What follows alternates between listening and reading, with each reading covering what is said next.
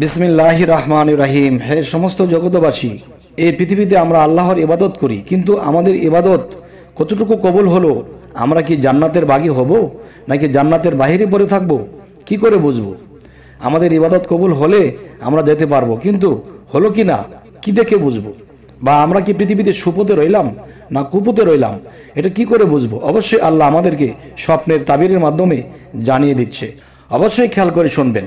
যদি কোনো ব্যক্তি স্বপ্নে নিজেকে জান্নাতুল ফেরদাউসে দেখে, তবে সে ইলম ও হিদায়েত লাভ করবে। আচ্ছা, যদি কোনো ব্যক্তি স্বপ্নে দেখে যে মুস্কি হাসতে হাসতে জান্নাতে প্রবেশ করছে, তবে সে অত্যাধিক পরিমাণে মহান আল্লাহ তাআলার ফিকির করবে। আচ্ছা, তো এবার আসি, যদি কোনো ব্যক্তি স্বপ্নে দেখে যে তরবারি দোষমুক্ত করে জান্নাতে প্রবেশ করছে, তবে সে সৎ কাজের আদেশ ও আদেশ এবং খারাপ কাজের নিষেধ করবে, এবং সে নিয়মিত সুনাম সুখ্যাতি এবং পুরস্কার করবে। আচ্ছা, যদি কোনো ব্যক্তি স্বপ্নে দেখে যে জান্নাতে তোবা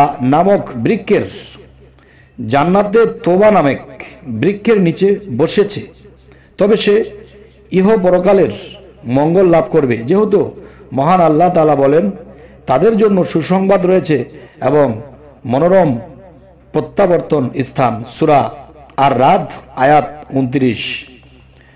আচ্ছা, এবারে আসি, যদি কোনো ব্যক্তি স্বপ্নে নিজেকে জান্নাতের বাগানে দেখে, তবে সে ইখলাস এবং দ্বীনের পূর্ণতা লাভ করবে।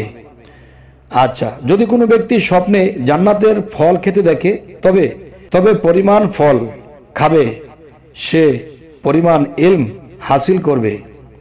আচ্ছা, এবার আসি, যদি কোনো ব্যক্তি স্বপ্নে জান্নাতের পানি, শরাব বা দুধ পান করতে দেখে, তবে ইলম, হিকমত এবং ধন সম্পদ লাভ করবে।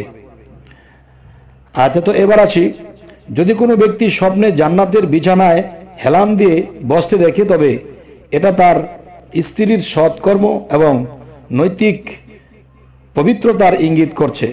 আচ্ছা, যদি কোনো ব্যক্তি স্বপ্নে জান্নাতে প্রবেশ করতে দেখে, কিন্তু তখন প্রবেশ করছে তা জানা নেই, দুনিয়াতে যতদিন জীবিত থাকবে ততদিন ইজ্জত, সম্মান এবং নিয়ামত থাকবে। তবে হে সমস্ত জগতবাসী, আমাদের এই চ্যানেলের আলোচনা যদি ভালো লাগে অবশ্যই সাবস্ক্রাইব করে রাখুন, পরবর্তীতে যেন ভালো আলোচনা এনে দিতে পারি।